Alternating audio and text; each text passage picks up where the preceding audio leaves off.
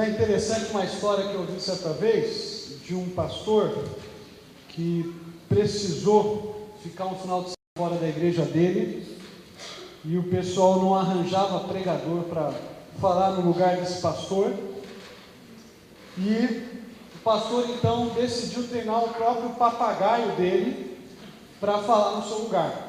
Ele falou: não, fica tranquilo, gente, vocês não estão achando pregador, eu tenho um papagaio em casa lá, o papagaio é super obediente, eu estou treinando ele, eu vou treinar um sermão para ele pregar, eu vou colocar na frente e vai pregar no meu lugar. O pastor foi lá, treinou. Quando chegou o dia então do pastor viajar, porque ele ia ficar o final de semana fora, deixou o papagaio na casa de um dos líderes da igreja, falou: olha, quando chegar domingo à noite, você pega o papagaio e coloque lá na frente, no púlpito, que ele vai pregar, e vai pregar direitinho a mensagem que eu treinei para pregar. Tá bom, passou, chegou domingo à noite, um dos líderes da igreja coloca o papagaio na frente, o papagaio se sente acuado, aquele monte de gente olhando para o papagaio, né? Esse monte de gente aqui, não estava acostumado com isso, ele ficou quieto, não saía nada, e o líder da igreja falando: fala, papagaio, o papagaio não falava. Fala, papagaio, o papagaio não falava. Aí ele chegou bem pertinho do papagaio e disse: o seguinte, se você não falar, eu vou arrancar suas penas e vou jogar você para os meus cachorros para te comer. Aí o papagaio decidiu falar: irmãos, vamos orar porque o diabo está tentando. Né? Nós vamos então orar, né? A proposta do papagaio foi boa, né? O diabo não está tentando nesse momento, mas é interessante a gente orar e pedir que Deus abençoe o nosso tempo de reflexão. Vamos orar. Querido Deus, nós te agradecemos porque sabemos que o Senhor quer usar esse momento aqui para desafiar cada um de nós a repensarmos certos temas importantes da nossa vida cristã, que muitas vezes passam desapercebidos, ou às vezes a gente até comenta, mas são tão difíceis de serem vividos, Pai. Sabemos o desafio que é viver na Tua Palavra, dependente dela, como nós olhamos ontem à noite. E hoje, Pai, queremos ser desafiados a olhar para a oração na vida de Jesus, para a maneira como Ele encarou a comunhão contigo, e da mesma forma, Pai, imitarmos o nosso Senhor, crescermos na vida de oração, assim como o Senhor Jesus deixou o exemplo para nós seguirmos, Pai. É o que nós clamamos a Ti, em nome de Jesus. Amém. Okay. Já que o papagaio falou de oração eu quero falar hoje também com vocês, e parece que a oração é realmente, muitas vezes, um certo espinho na nossa carne, porque a gente está todo o tempo correndo, parece que o tempo está contra nós, a gente está sempre ativo, tendo algo novo para fazer, e muitas vezes, com tanta coisa para fazer, o nosso tempo de oração vai ficando de lado. A gente deixa de colocar diante de Deus os nossos afazeres, deixa de colocar diante de Deus os nossos planos. E a oração, apesar de ser um tema super conhecido para todos nós, apesar de a gente falar de oração, apesar de a gente orar nas refeições, é muitas vezes uma prática que a gente tem esporadicamente, sem aquela constância, sem aquela profundidade. Uma pesquisa que fizeram recentemente com 673 pessoas que foram entrevistadas, apenas dessas 673, apenas 23 disseram que estavam satisfeitas com a sua vida de oração. De 5% dos entrevistados. O autor Philip Yancey também fez uma entrevista com várias pessoas e perguntou para essas pessoas se elas sentiam a presença de Deus nas suas orações, e a resposta dessas pessoas foi: às vezes, não com frequência. Então, por essas entrevistas e por essas pesquisas, dá para a gente notar que oração, apesar de se falar muito sobre ela, se pratica muito pouco. Só que não tem como nós crescermos espiritualmente, como nós vimos aqui no vídeo, foi comentado nessa noite. Não tem como nós crescermos na vida cristã sem a prática da oração. John Stott, faleceu no passado, importante estudioso da palavra de Deus, disse que a oração é um dos meios mais eficazes da graça de Deus. Aí ele afirma: duvido que alguém tenha se tornado parecido com Cristo sem ter se dedicado de forma diligente à oração. Não tem como nós crescermos à imagem de Jesus, não tem como nós nos tornarmos mais parecidos com Jesus, se nós não cultivarmos uma vida de profundidade, com profundidade de oração. E hoje nós vamos olhar para aquele que foi o modelo de oração por excelência. Jesus constantemente estava orando, em questões simples da vida ele orava, em momentos complicados, momentos que ele precisava tomar decisões importantes, ele também orava. Jesus muitas vezes passava a noite orando, se retirava para orar, orava diante das pessoas. Como disse um escritor, um pesquisador do Novo Testamento, a oração era a atmosfera da vida de Jesus. Jesus vivia orando, Jesus vivia falando com o Pai, Jesus vivia em comunhão com Deus. E é para a vida dele que nós vamos olhar nessa noite. E eu quero olhar com vocês, observar com vocês, duas cenas da vida de Jesus. A primeira cena é logo no comecinho do ministério dele, e a segunda cena é um momento difícil, onde ele se encontra solitário, um pouco antes da sua morte. Na primeira cena, ele está se tornando alguém popular, as pessoas vão atrás dele, e ele se retira para orar. Na segunda cena, as pessoas estão prestes a crucificam, e ele também se retira para orar. Então, primeiro, Marcos, capítulo 1, quero olhar com vocês para o Evangelho de Marcos, no capítulo 1. Nós vamos ler os versículos de 35 a 38. Marcos, capítulo 1, versículos 35 a 38. Marcos 1, 35 a 38. Diz assim o texto bíblico, Marcos 1, 35 a 38. Estou lendo na NVI. De madrugada, quando ainda estava escuro, Jesus levantou-se, saiu de casa e foi para um lugar deserto onde ficou orando. Simão e seus companheiros foram procurá-lo, e ao encontrá-lo disseram: todos estão te procurando. Jesus respondeu: vamos para outro lugar, para os povoados vizinhos, para que também lá eu pregue. Foi para isso que eu vim. Jesus tinha experimentado no dia anterior um dia intenso. Foi pregação numa sinagoga em Cafarnaum. Jesus cura a sogra de Pedro. Alguns dizem que Pedro negou Jesus porque ele curou a sogra dele. Eu acho besteira isso, né?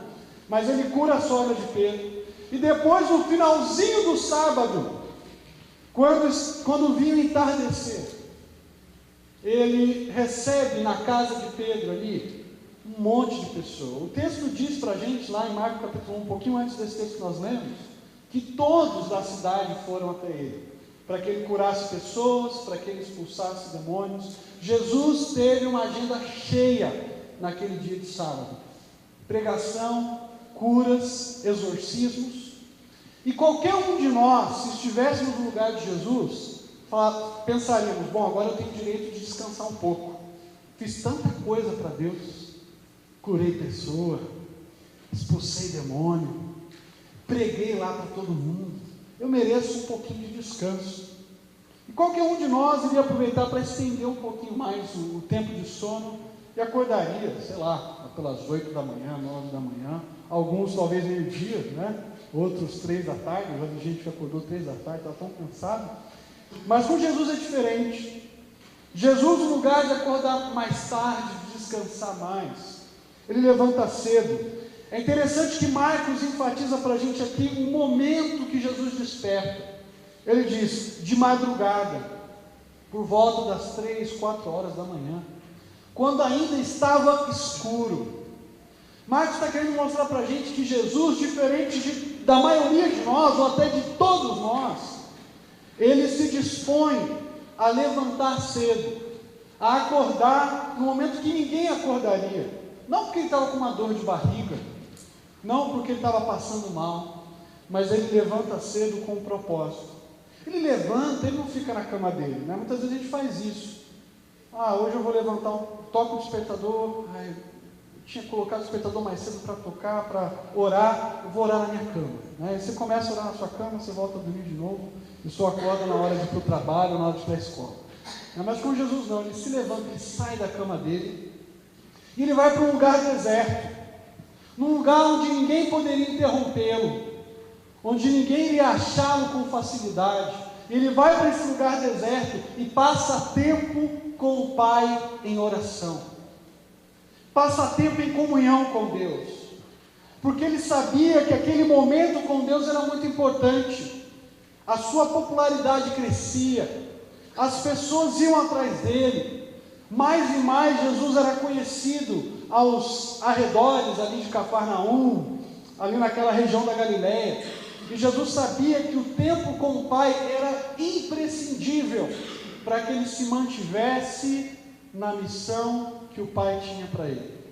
Jesus podia muito bem cair na graça do povo, fazer o que o povo estava pedindo, o que o povo estava querendo. Por isso ele diz: não, eu preciso desse tempo, eu preciso levantar mais cedo, eu preciso orar, eu preciso me manter em sintonia com o Pai, para que eu faça a vontade do Pai e não a vontade do povo.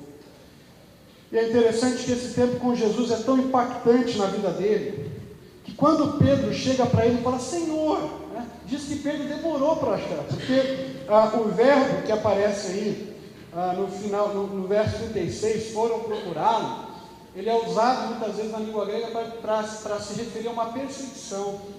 Eles procuram insistentemente até acharem Jesus. Não estava fácil de achar Jesus. Jesus vai para um canto onde ninguém poderia achá-lo com facilidade. E quando Pedro acha Jesus, Pedro tem uma sugestão. Pedro sempre tinha uma sugestão para Jesus, né? Sempre tinha um toque para dar para ele: ó, Senhor, vai por aqui. Não, Senhor, não é bem assim. E aqui ele chega para Jesus e fala: ó, seguinte, Jesus, todos estão te procurando. O que você está fazendo aqui? Você não devia estar aqui orando, Jesus. Você devia estar lá, o pessoal está indo atrás de você. Aproveita. Olha a oportunidade que você está perdendo de ser conhecido, das pessoas virem você como um grande curandeiro, como um grande pregador. Por que você não vai lá para o meio do povo? E Jesus, no lugar de ouvir a voz de Pedro, que dizia para que ele se tornasse popular por meio das suas curas, ele responde para Pedro no verso 38: vamos para outro lugar, para os povoados vizinhos, para que também lá eu pregue, pois foi para isso que eu vim. Pedro, você está pensando só nas curas? Eu tenho uma outra missão, muito mais ampla do que só curar pessoas. O Pai me enviou para pregar as boas novas do reino de Deus. Quando a gente começa a ler o Evangelho de Marcos, a gente vê Jesus fazendo isso. Marcos 1:15, Marcos 1:14, vão mostrar para a gente Jesus pregando as boas novas do reino de Deus e dizendo: arrependam-se e creiam no Evangelho. Jesus precisava daquele tempo de oração, porque aquele tempo de oração era importante para que ele se mantivesse em alinhamento com o Pai. Por isso que ele disse para Pedro: Pedro, foi para isso que eu vim. Pedro, eu não vim aqui para satisfazer a sua vontade, eu não vim aqui para ser popular entre as pessoas, mas a gente vê Jesus encarando a oração como prioridade e como veículo da comunhão com Deus.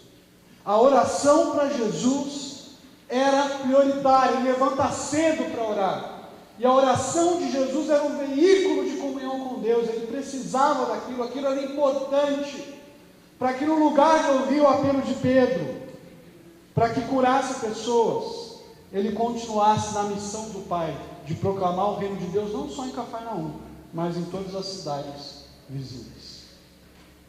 O exemplo de Jesus é um desafio para nós. Isso tem que nos ensinar que não importa o quão cansado nós estejamos, o quanto de compromisso nós tenhamos, sempre deve haver espaço na nossa agenda para a nossa comunhão com Deus. A nossa comunhão com Deus é fundamental. A gente muitas vezes usa aquela justificativa, né? O pastor vem e confronta a gente e fala: você precisa gastar mais tempo de oração. Você fala: mas pastor, é difícil. Ou um líder seu, mas é difícil. E a gente usa a expressão é difícil, na verdade, com outro sentido. Na verdade, a gente não está querendo dizer é difícil, a gente está querendo dizer é impossível, né? tenho tanta coisa para fazer, tenho os meus trabalhos de escola, tenho que ir para curso de não sei do que, tenho que trabalhar, tenho que fazer trabalho de faculdade. Nossa, não tem tempo, é difícil ter esse tempo de oração. Tá bom, já estou orando já na hora do almoço. Vou tentar agora começar o café da manhã também. E a gente vai deixando de lado, vai deixando da importância para algo que era primordial na vida de Jesus. E é muito interessante porque Jesus aqui não ora para o Pai fazer grandes coisas. Senhor, continua fazendo milagre aí. Né? Deus, faz o meu ministério bombar aqui em Cafarnaum. Não é isso que Jesus pede para o Pai. Jesus ora porque ele entende que é importante lembrar da sua missão, porque ele entende que é importante fazer a vontade do Pai. Nós muitas vezes somos utilitaristas nas nossas orações. A gente ora pelo namorado, pela namorada, para Deus mandar. A gente ora para que Deus nos ajude na faculdade. A gente ora para que Deus nos dê emprego. A gente ora para que a gente melhore de saúde. Né? Ai, Senhor, eu estou com uma dor. Tira, Senhor, essa dor. E a gente faz um monte de coisa. A gente pede para que Deus nos proteja durante a viagem. Mas quantos de nós oram com a mesma insistência para que Deus nos ajude a crescer na compreensão da vontade dele para as nossas vidas? Quantos de nós oram por aquilo que é prioridade na oração do Pai Nosso? Jesus não começa o Pai Nosso dizendo: Pai Nosso, por favor, dá o nosso pão de cada dia. Não. Pai Nosso que estás no céu, santificado seja o teu nome, venha a nós o teu reino, seja feita a tua vontade. A prioridade da oração no Pai Nosso é para que nós façamos a vontade de Deus. A prioridade da oração do Pai Nosso é para que o reino de Deus cresça, para que os negócios de Deus sejam prioridades na nossa vida, e não os nossos negócios e os nossos interesses. Para que a vontade de Deus seja feita na nossa vida, e não a nossa vontade e o nosso desejo. Assim como Jesus, nós precisamos entender que oração é muito mais para nós do que para Deus. Na oração, como dizia João Calvino, a gente não conta para Deus algo que ele não sabia. Deus, você não está sabendo da maior. Deixa eu te falar. Né? E nem a gente pressiona Deus. Deus, vai mais rápido, você está devagar aí. Está muito devagar. Vamos lá, Senhor. Na oração, a gente se mantém em sintonia com o Pai. Na oração, a gente cultiva a amizade com Deus. Na oração, a gente cresce nesse relacionamento de amor com aquele que é amor perfeito, com aquele que é santidade perfeita. É por isso que nós oramos. O próprio John Stott uma vez disse que orar não é apenas ser verdadeiramente consagrado, orar é também ser verdadeiramente humano. Na oração temos seres humanos feitos por Deus, semelhantes a Deus e para Deus, investindo tempo em comunhão com Deus. Isso é oração. Seres humanos feitos por Deus, semelhantes a Deus e para Deus, investindo em tempo de comunhão com Deus. Como tem sido o seu tempo de oração? Como você tem investido as suas horas de oração? Você pega a listinha e fala: Senhor, resolve isso daqui. Ou você gasta tempo lembrando de quem Deus é, sendo grato por aquilo que Ele tem feito. Certa vez eu ouvi uma oração de uma moça, uma moça na verdade, que chegou a casar, ela era freira, chamada Teresa de Ávila, uma mulher que nasceu no século XVI, volta de 1515, e ela escreveu essa oração linda, onde ela pedia para Deus para que ela não buscasse Deus por alguma coisa que Deus pudesse oferecer, nem por medo de Deus, mas que ela buscasse Deus por quem Deus era. Essa época era a época onde a reforma protestante estava para eclodir, para começar, estava iniciando. E ela faz essa oração, que diz: não me move, Senhor, para querer-te, o céu que me has um dia prometido, nem me move o inferno tão temido, para deixar por isso de ofender-te. Move-me tu, Senhor, move-me o ver-te, cravado nessa cruz escarnecido. Move-me no teu corpo tão ferido, ver o suor de agonia que ele verte. Move-me ao teu amor de tal maneira, que a não haver o céu, eu te amara, e a não haver o inferno, te temera. Nada tens a me dar, porque te queira, pois se o que ousa esperar não esperar, o mesmo que quero te quiser. O que Teresa de Ávila está falando aqui, Senhor, eu quero amar o Senhor, eu quero buscar o Senhor por quem o Senhor é.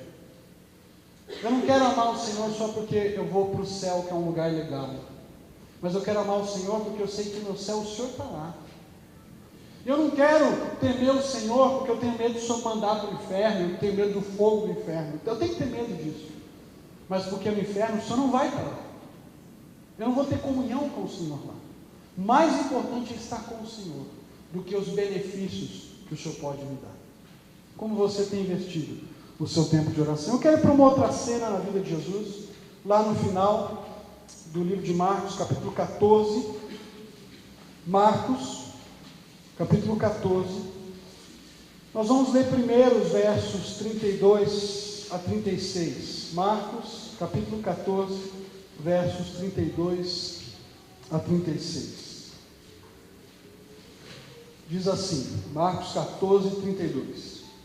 Então, foram para um lugar chamado Getsêmani, e Jesus disse aos seus discípulos: sentem-se aqui enquanto vou orar. Levou consigo Pedro, Tiago e João, e começou a ficar aflito e angustiado, e lhes disse: a minha alma está profundamente triste, numa tristeza mortal. Fiquem aqui e vigiem. Indo um pouco mais adiante, prostrou-se e orava para que, se possível, fosse afastada dele aquela hora. E dizia: Abba, Pai, tudo te é possível. Afasta de mim este cálice. Contudo, não seja o que eu quero, mas sim o que tu queres. Chama atenção essa cena de Jesus com os discípulos, um pouco antes de ser rejeitado, um pouco antes de ser crucificado, de ser açoitado, de ser desprezado, que ele também gasta tempo com o Pai. Jesus não busca o Pai apenas nos momentos de popularidade, mas Jesus busca o Pai no momento de provação, no momento de angústia, no momento em que ele estava prestes a carregar os meus e os seus pecados na cruz do Calvário.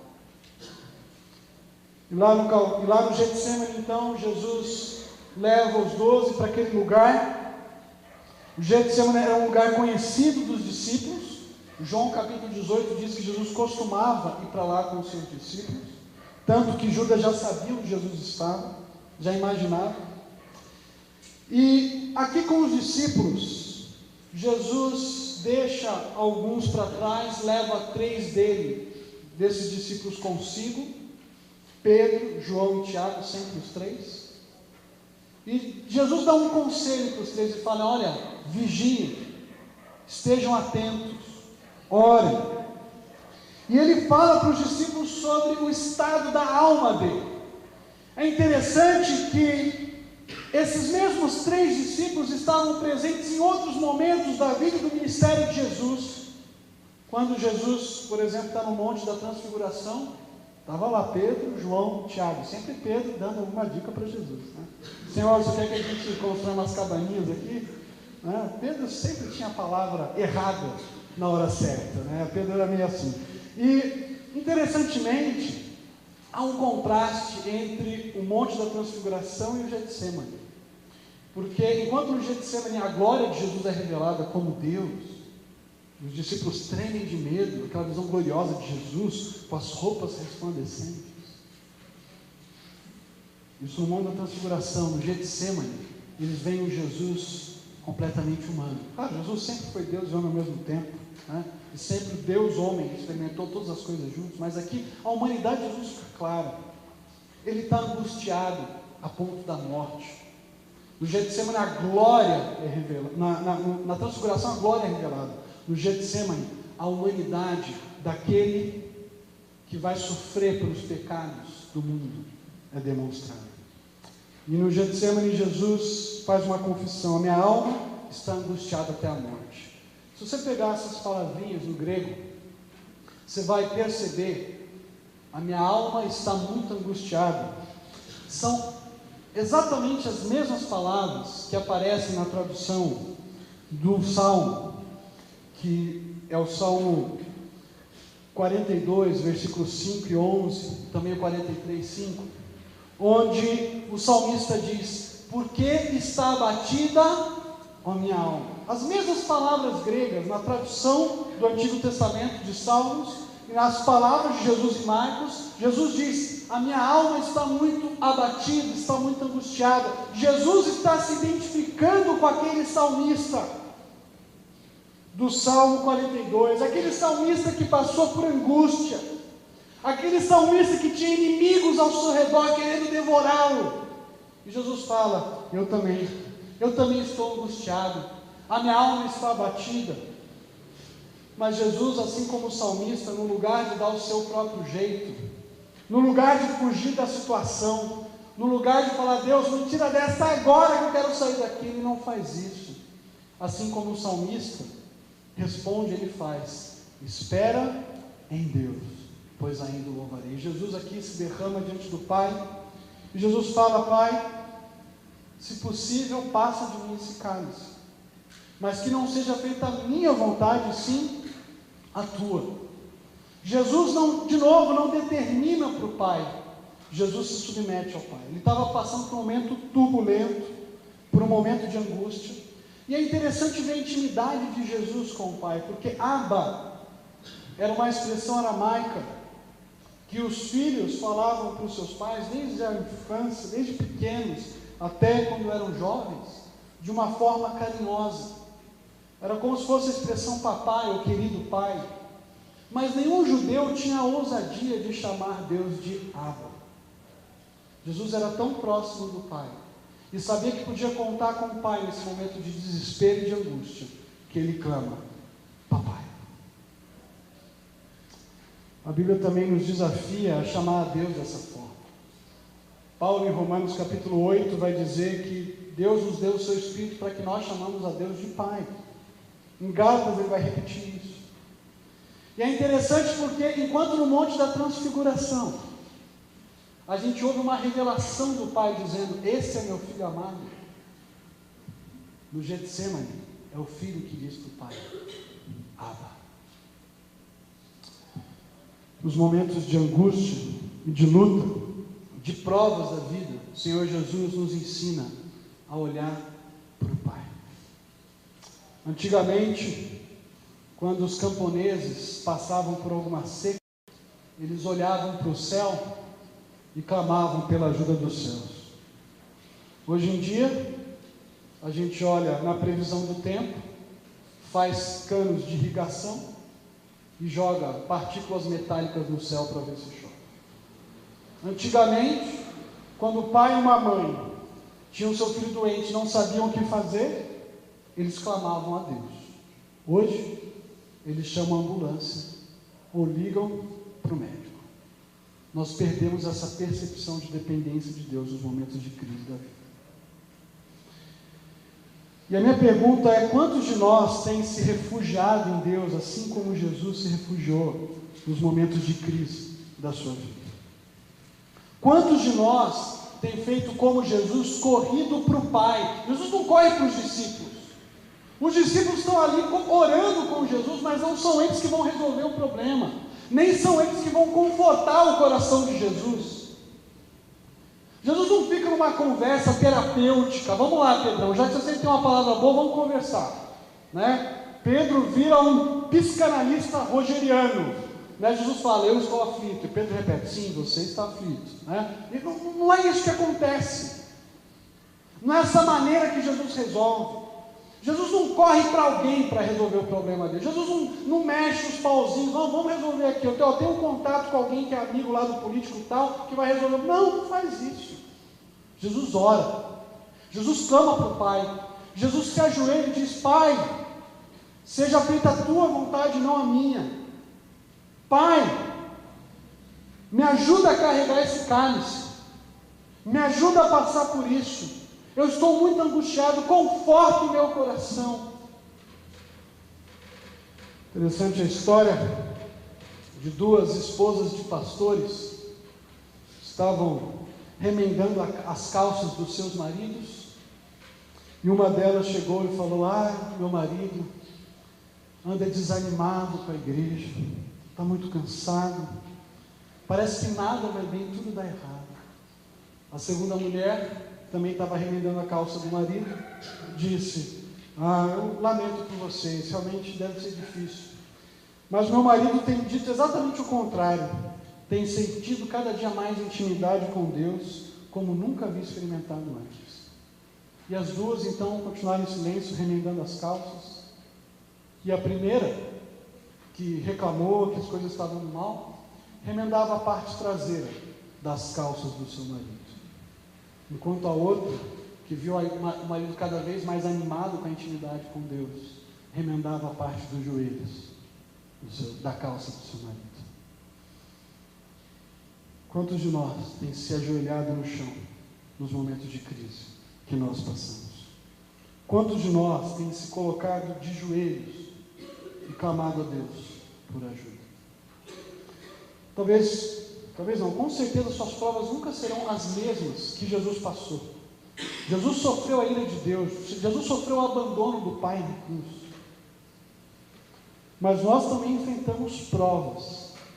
Nós também devemos recorrer ao Pai, não dizendo: Pai, resolve as minhas provas, mas dizendo ao Pai: Pai, o cálice é difícil, se o Senhor quiser tirar isso de mim, o Senhor pode tirar, mas eu quero confiar no Senhor. Talvez a sua prova seja conflitos que você enfrenta na sua família, ver o seu pai e a sua mãe brigando, talvez a ponto do divórcio, e você não sabe o que fazer, porque você não consegue resolver a situação. Talvez a prova que você esteja passando seja algum tipo de oposição no seu trabalho, alguém que está sempre pegando no seu pé, pessoas que estão virando as costas para você, e você fica desesperado. Talvez a sua prova seja desprezo por parte de pessoas porque você segue a Cristo. Você sabe quais são as lutas que você passa. Você sabe aquilo que te deixa angustiado. E meu desafio para você nessa noite é: faça como Jesus. Cultive a oração. Corra para o Pai. Porque é nesses momentos que a gente tem que clamar: Pai, me ajuda. Eu nunca vou me esquecer de uma cena que ficou na minha memória. Quando eu ouvi pela primeira vez uma música antiga já, conhecida, mas eu não conhecia antes, cantada por homens, numa casa de recuperação, homens que estavam lutando para reconstruir as suas vidas, cheios de dores, cheios de provas, cheios de dificuldades. Eu trabalhei durante o estágio do meu 3º ano de seminário, uma casa de recuperação, ajudando essas pessoas, e esses homens com as suas lutas, cantavam uma música com tanta força, que me impressionou, que é aquela música que diz: bendito seja Deus, que não me rejeita a oração, nem afasta de mim a sua graça. Bendito seja Deus, que nos nossos momentos de luta, não rejeita a nossa oração, nem afasta a sua graça de nós. Por último, use a oração como arma na santificação. Quando a gente continua lendo essa história, olha que interessante, nos versículos 37 a 41, verso 37, Marcos 14, 37. Então voltou aos seus discípulos e os encontrou dormindo. Simão, disse ele a Pedro: você está dormindo, não pôde vigiar nem por 1 hora. Vigie e ore, para que não caia em tentação. O espírito está pronto, mas a carne é fraca. Quando voltou de novo, os encontrou dormindo, porque seus olhos estavam pesados. Eles não sabiam o que lhe dizer. Voltando pela 3ª vez, ele lhes disse: vocês ainda dormem e descansam. Basta, chegou a hora. Eis que o Filho do Homem está sendo entregue nas mãos dos pecadores. O que me chama a atenção nesse texto é exatamente o contraste. Que enquanto Jesus clamava e buscava a ajuda do Pai numa hora tão crucial, os discípulos não se aguentavam de tanto sono que eles tinham. O mesmo Pedro que acabou de dizer para Jesus: olha, ainda que todo mundo te abandone, Jesus, ainda que eu tenha que ir para a morte contigo, eu vou e não te deixo jamais, estou contigo nessa. E quando Jesus passa por um momento de aflição no Getsemane, Pedro não consegue ficar 1 hora cuidado para orar por Jesus. O mesmo Pedro, autossuficiente, capaz de enfrentar as lutas, por amor a Jesus, não consegue ficar uma hora acordado para orar por Jesus e com Jesus. E aí Jesus então adverte os discípulos e fala: olha, vigie e ore, no verso 38, para que não caiam em tentação. A oração é importante para que vocês não cedam diante da pressão, para que vocês não caiam, não falhem na prova que vocês vão ter que enfrentar logo mais à frente. O espírito está pronto, mas a carne é fraca. Nenhum texto é mais mal aplicado e mais mal usado que esse, né? Alguém fica irado com uma outra pessoa, briga e tal, e aí o irmão chama a atenção e fala: mas é que a carne é fraca. Não tem nada a ver, Jesus não está dizendo isso. Quando Jesus fala que a carne é fraca e o espírito está pronto, melhor tradução que eu já vi, essa daqui da NVI, é que os discípulos estavam cansados, com sono. A carne é fraca. Mas Jesus fala: mas o espírito está pronto. Essa mesma palavrinha vai aparecer lá em Romanos, capítulo 1, versículo 15, quando Paulo diz para os romanos: eu estou disposto a ir até Roma para pregar o Evangelho. Aqui a ideia é: vocês precisam tomar uma decisão, vocês precisam tomar uma resolução, de no lugar de dormirem, de cederem ao cansaço, se manterem acordados e orarem para que vocês não caiam em tentação. Essa mesma palavrinha é usada, por exemplo, na tradução grega, lá do livro de Crônicas, quando fala dos voluntários que ajudaram a preparar os objetos do templo. A ideia é de alguém que se voluntaria, que se coloca à disposição. Interessante, porque a gente consegue ficar acordado à noite para tanta coisa. Eu lembro de momentos na minha vida onde tinha prova de hebraico no dia seguinte, no seminário, e eu ficava até 2 horas da manhã acordado para poder tirar uma boa nota. Eu lembro de momentos na minha vida onde eu lembro que teve uma situação que eu estava fazendo meu primeiro mestrado, e eu tinha exame psicotécnico no dia seguinte de direção. Eu tinha um trabalho para fazer, eu passei a noite, não dormi, fui para o exame psicotécnico, aquele negócio com lápis lá, imagina, sem dormir nada, não sei como é que eu passei naquilo. Mas por causa daquele trabalho, porque eu queria terminar aquele trabalho, eu passei a noite inteira. Mas o que me deixa triste é que para tanta coisa que eu preciso fazer, terminar, concluir, eu me disponho a ficar um pouco mais acordado. E para os momentos de oração, a gente não gasta nem uma hora no lugar orando, falando com Deus. O que dirá? Talvez 15 minutos ou 20 minutos. É disso que Jesus está falando. Vocês precisam aprender a se dispor a orar, a se colocarem em oração. Como você tem encarado o seu tempo de oração? Muitas vezes nós optamos pelo conforto, pela tranquilidade, no lugar de entender que nós estamos numa batalha. E por isso nós não oramos. Por isso nós não clamamos a Deus. Por isso nós não pedimos pela ajuda de Deus. A gente muitas vezes gasta tempo com tanto entretenimento, mas o nosso tempo de oração é sempre um tempinho mirrado, pequeno.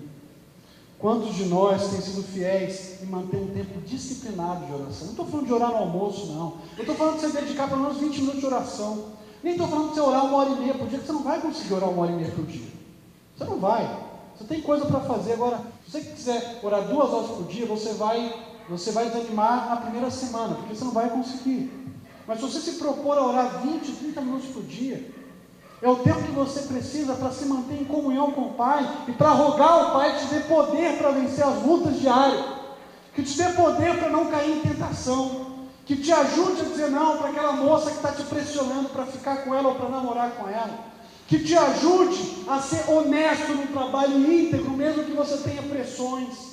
É a oração que nos ajuda a resistir à tentação. A gente precisa de oração, porque Hebreus nos diz que nós precisamos nos achegar ao trono da graça de Deus, para que a gente receba misericórdia e ache graça para socorro no momento que nós precisamos.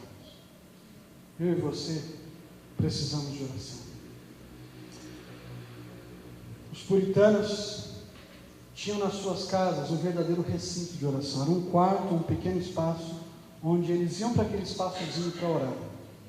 E certa vez o pastor Thomas Shepard, não Thomas Tronco, Thomas Tronco é de hoje, Thomas Shepard era da época dos puritanos.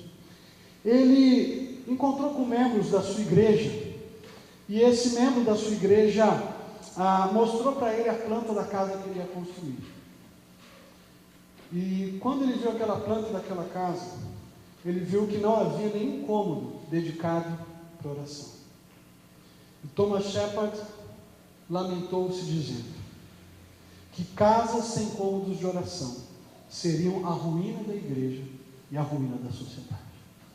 Talvez se ele estivesse aqui hoje, ele dizia, realmente, eu tinha razão. Será que muitas vezes não falta poder nas nossas vidas e nas nossas igrejas porque nós dedicamos pouco tempo de oração? Acho que a frase do John Piper, apesar de ser muito criticada, tem toda a razão de ser. Que uma das maiores utilidades do Twitter e do Facebook será provar no dia do julgamento que a falta de oração não foi por falta de tempo. Você gasta tempo no Facebook curtindo foto de um monte de gente, fazendo comentários, jogando PlayStation pra caramba, vendo TV, o último seriado que saiu. Tem crente que ainda ousa assistir Big Brother, né? Quer dizer, é o fundo do poço mesmo. Mas a gente gasta tanta coisa, jogando, brincando, praticando esporte, e o nosso tempo de oração vai ficando de lado. Uma frase de John Bunyan dizia: ore frequentemente, porque a oração é o escudo da alma, um sacrifício a Deus e um açoite para Satanás. Você quer ser vitorioso na sua santificação? Você precisa cultivar uma vida de oração. E eu termino com uma nota de falecimento da Dona Oração, que eu achei esses dias por aí. Essa nota de falecimento da Dona Oração diz o seguinte: faleceu nessa última quarta-feira ou quinta-feira, na Igreja dos Negligentes, a Dona Oração, que se encontrava enferma há vários meses. Ela foi proprietária de grandes avivamentos bíblicos, de muito poder no passado. Porém, ela morreu pobre e desprovida de sua glória. A causa da sua morte foi frieza de coração, desobediência crônica, joelhos endurecidos, fraqueza de ânimo, descaso e entretenimento. A Dona Oração poderia ter sobrevivido se, ao invés de lhe darem o xarope das reuniões sociais ou das redes sociais, tivessem cuidado melhor dela e lhe dado o bálsamo do Espírito Santo. Minha oração é que no lugar dessa nota de falecimento, na minha vida, na sua vida, nas nossas igrejas, a gente encontre essa afirmação de Agostinho que dizia: é a ti que devemos pedir, é em ti que devemos buscar, é a tua porta que devemos bater. Assim, somente assim receberemos, somente assim encontraremos, e somente assim a porta nos será aberta. Viva uma vida de oração. Vamos orar?